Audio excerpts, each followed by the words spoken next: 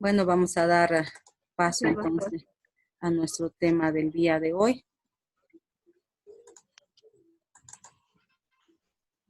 Y vamos a recapitular que en la anterior clase hemos hablado de las modalidades generales de los contratos, ¿no? Recuerdan que hemos dicho que estas modalidades van a modificar los efectos jurídicos de los actos jurídicos y estos eran la condición, eran el plazo y el modo, ¿no? Ahora vamos a hablar sobre las modalidades específicas de los contratos, que también van a ser aquellas que van a modificar los efectos normales de los contratos. Y entre estos tipos de contratos tenemos al contrato preliminar. En este contrato preliminar es el contrato en virtud del cual una persona que se constituye en promitente concuerda con otro o acuerda con otro, llamada promisario, la constitución de un contrato futuro. Sin embargo, mediante este contrato preliminar se sientan las bases esenciales que se van a tomar en cuenta a la hora de constituir ese contrato definitivo, ¿no? Nuestro Código Civil en el 463 nos habla de ese contrato preliminar y señala: el contrato preliminar, sea bilateral o unilateral, para la celebración de un contrato definitivo en el futuro, debe contener los mismos requisitos esenciales que este último, bajo sanción de nulidad. Si las partes no han convenido plazo para la celebración del contrato definitivo, lo señalará el juez. La parte que no cumpla queda sujeta al resarcimiento del daño, salvo pacto o disposición diversa de la ley. El contrato preliminar puede ser un contrato preliminar unilateral, cuando solamente el promitente se comprometa a realizar una prestación, ¿no? Y será bilateral cuando la otra parte acepte esa oferta, ese contrato preliminar. Por ejemplo, en un contrato preliminar de promesa de venta de un bien inmueble, donde una persona diga: yo te vendo mi casa. Si la otra parte no acepta que va a comprar, entonces será una promesa unilateral. Solamente el promitente se está comprometiendo, se está atando a realizar esa prestación, ¿no? Y si la otra parte acepta y se plasma en ese contrato preliminar la aceptación de esa venta, será bilateral. Y también tenemos tenemos que reforzar que en este tipo de contrato preliminar, como les digo, se sientan las bases para la constitución de ese contrato definitivo, y este contrato preliminar debe revestir la forma del contrato definitivo que se hará. Por ejemplo, un contrato de préstamo de dinero con garantía hipotecaria que va a ser inscrito en derechos reales, que tiene que cumplir la característica del 491, que hemos dicho que este contrato de préstamos con hipoteca tienen que ser dirigidos al señor notario de fe pública, debe constituirse mediante documento público, mediante esta escritura, ¿no? Cumpliendo la formalidad del 491. Estos contratos preliminares deben revestir la forma final a la hora de concretar ese contrato definitivo. Y las utilidades del contrato preliminar, ¿para qué nos sirve? Para vincular a las partes, ¿no? Para lograr el contrato definitivo, para atarlos, para comprometerlos. Pero en el contrato preliminar también puede ser que las partes convengan el no compromiso, que por algún acontecimiento futuro e incierto que pueda surgir en el mismo contrato preliminar, donde ambos están prometiéndose, puede ser que planteen una cláusula que va a poner fin a ese compromiso, ¿no? Donde ambas partes se desliguen de esa responsabilidad. Y también sirve para preparar el contrato sin entregar la cosa en el momento. ¿A qué se refiere eso? Cuando vamos a hacer un contrato de depósito, por ejemplo, una persona que quiere ir a guardar su vehículo en un garaje, habla con la dueña de casa, le señala que tiene el interés de guardar su vehículo. Esta dueña de casa le dice: bueno, el número 15 va a desocupar la otra semana, sale ese vehículo, usted puede entrar, ¿no? Están haciendo un contrato preliminar verbal de depósito, y el contrato definitivo se va a constituir una vez que esta persona vaya a dejar su vehículo a ese garaje, ¿no? Están preparando el contrato sin entregar la cosa en el momento. En estos contratos preliminares se pueden hacer en todo tipo de contratos, ¿no? De compraventa, de arrendamiento, de préstamo de dinero. Todo tipo de contratos se pueden hacer mediante esta modalidad de contrato preliminar antes de realizar ese contrato definitivo, ¿no? ¿Y qué vamos a hacer en caso de que hayamos suscrito un contrato preliminar pero existe el incumplimiento? Podemos pedir la resolución por incumplimiento o el cumplimiento de ese contrato, ¿no? Si yo he hecho un contrato de promesa de venta de bien inmueble, podré exigirle a la otra parte que cumpla, ¿no? Con la realización de ese contrato definitivo o podré pedir la resolución del contrato también, el cumplimiento o la resolución del contrato. El contrato consigo mismo o el autocontrato. Hemos hablado, recuerdan ustedes, de la representación convencional, donde la parte otorga un poder a otra para que éste le represente. En este tipo de contrato consigo mismo o autocontrato, este mandatario se va a desdoblar, va a ser de oferente y de aceptante. Hemos dicho que el consentimiento se compone de la aceptación y de la oferta, ¿no? En este tipo de contrato, esa persona que ha recibido ese poder para representar a otro se desdobla, hace de oferente y de aceptante, por ejemplo, en un contrato de compra-venta de vehículo consigo mismo, donde una persona se le da un poder para que venda ese vehículo al mejor postor y se le da esa facultad no solo de vender a un tercero que le ofrezca un buen precio, sino se le da la opción de realizar contratos consigo mismo. ¿Cómo se van a hacer estos contratos? Se le va a dar un poder a una persona, aquí les estoy mostrando un poder, en ese contrato de compra-venta de vehículo consigo mismo, que es el que más se aplica en la práctica, se hará referencia a ese poder, ¿no? Se dirá mediante testimonio número 742, quebrado 2008, otorgado por el notario de fe pública, número 13 del Distrito Judicial de Chuquisaca, se me ha otorgado amplias facultades para realizar contrato al mejor postor o consigo mismo del vehículo, modelo 2020, color negro, con número de placa, tanto, con número de chasis, con número de motor, y podrá decir también que él está realizando ese contrato consigo mismo por la suma de 4,000 bolivianos, dinero que acredita haber entregado a su mandante en moneda de curso legal y corriente, el mismo que ha recibido el dinero a su entera satisfacción. Realiza la venta y enajenación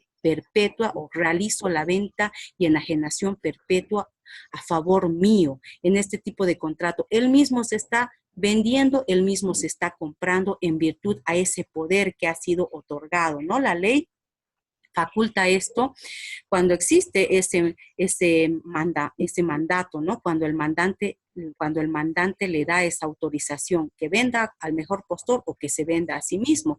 Para evitar este tipo de conflictos, también es conveniente que en ese poder, por ejemplo, si se le da ese poder para que venda un vehículo, establecer el monto, ¿no? Quiero que ese vehículo lo vendas a $10,000.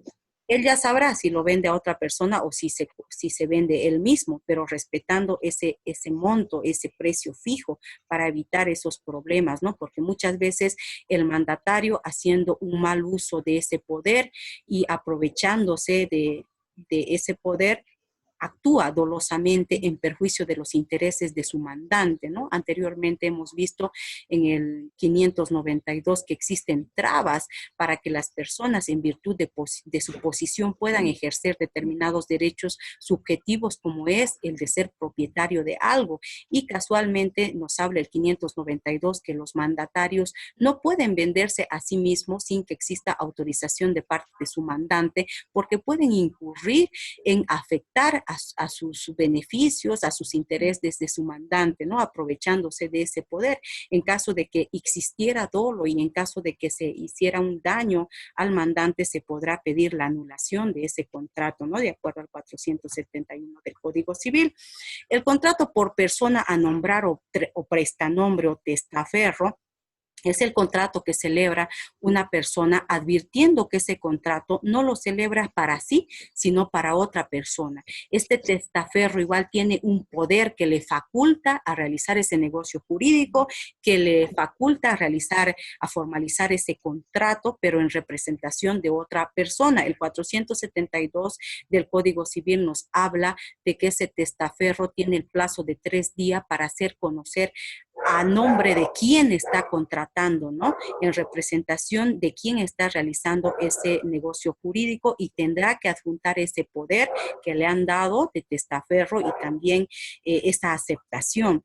En la práctica, yo nunca lo he visto realmente este contrato de testaferro. Estoy segura de que sí existen porque en la situación en que vivimos, ¿no? De corrupción, especialmente de los políticos cuando se encargan de realizar acciones corruptas, tratan de comprar una cosa y otra cosa, pero para resguardar su nombre utilizan esta figura de los testaferros, ¿no? O cuando una persona quiere adquirir un bien mueble, un bien inmueble, pero no quiere que sea vista como una persona aprovechada, una persona que quiera comprar un inmueble de su familiar aprovechándose de su necesidad, para que no le digan que es un interesado, una oportunista, puede otorgar ese poder de testaferro, entregar esa facultad a otra persona para que celebre por ella ese contrato, ¿no?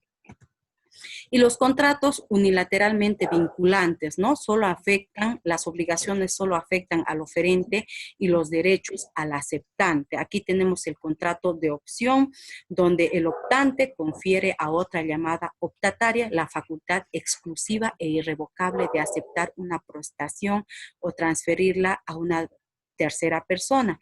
En un contrato de anticrético con opción a venta de inmueble, en este contrato puede ser que el propietario de ese bien inmueble le ofrezca, le dé la opción a ese anticrecista de comprar ese inmueble, ¿no? Vencido el término del contrato de anticrético, le da la opción de que se compre la casa, le está ofreciendo exclusivamente una oportunidad, una opción de comprar ese bien inmueble, está dirigiendo esa persona que por un determinado tiempo podrá o aceptar esa oferta o no. Será unilateral cuando el propietario le ofrezca, pero la otra persona no acepte, ¿no? No diga nada, se calle, omita aceptar, dar una declaración, y será bilateral, pues cuando la otra persona también decida acoplarse a esa oferta que se está haciendo.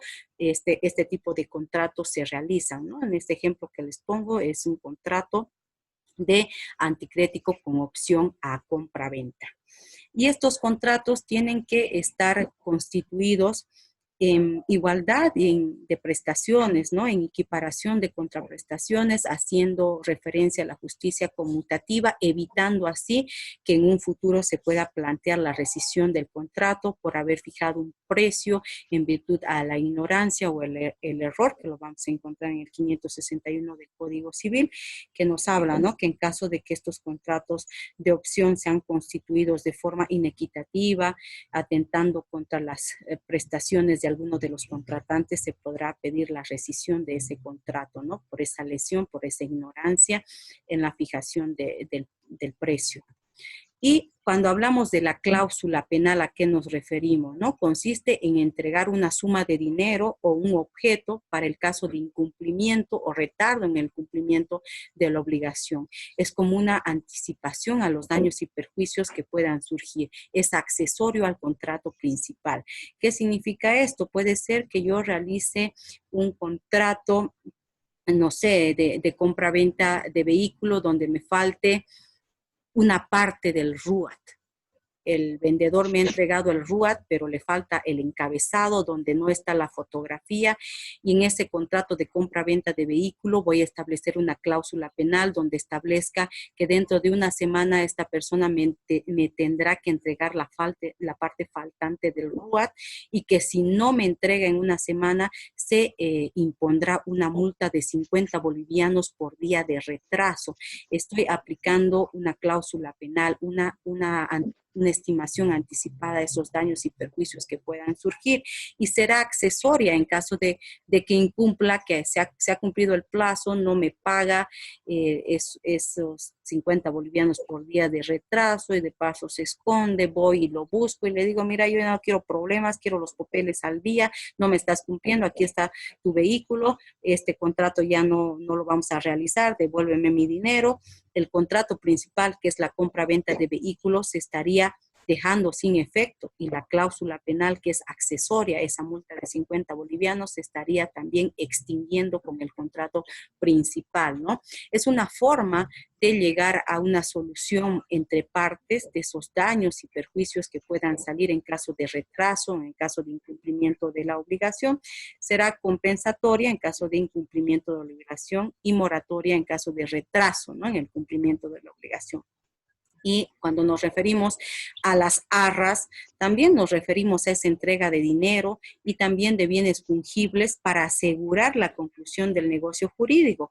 Hago un contrato de promesa de venta de un bien inmueble donde realizo un contrato preliminar, adelanto el 70% de lo que cuesta el inmueble y de un mes voy a abonar el 30%. Si el vendedor se arrepiente de venderme, me tendrá que devolver el doble de lo que le he entregado. Y si el comprador se arrepiente de suscribir ese contrato, tendrá que perder lo que ha entregado. A eso se refiere con las arras, ¿no? Serán penitenciales cuando las partes se reservan ese poder de retractarse y ninguna de las dos partes exige la devolución de lo que se ha entregado. Las partes pierden lo que se han entregado, ¿no? Sea el dinero o sea la devolución que tenga que hacerse en su momento. Y serán confirmatorias cuando la persona pueda acudir a estrados judiciales y pedir ese cumplimiento del contrato, pedir esa resolución del contrato y pedir los daños y perjuicios. Nuestra legislación hace esa diferencia, ¿no? Entre arras penitenciales y arras confirmatorias.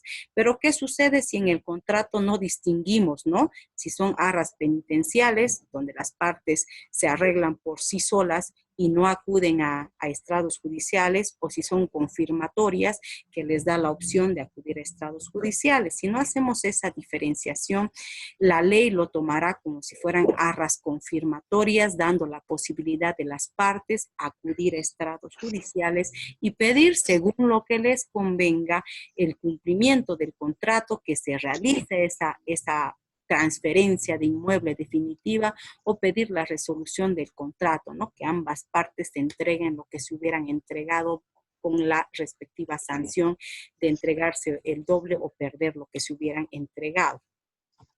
A eso se refiere con el tema de las arras, que en la práctica